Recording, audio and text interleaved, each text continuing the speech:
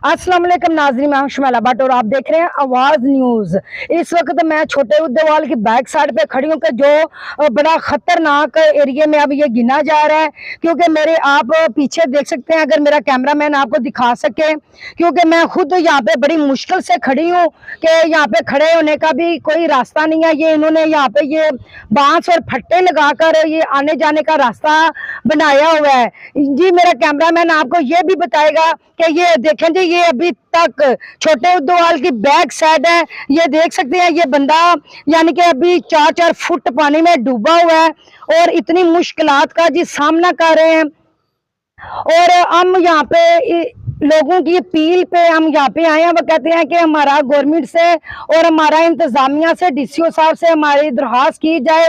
इससे आगे मैं यानी कि आप देख सकते हैं कि मैं नहीं जा सकती, क्योंकि रास्ता आगे बड़ा खतरनाक है। वहाँ पे एक गारे की छत गिरने से औरत की डेथ हो गई हुई है।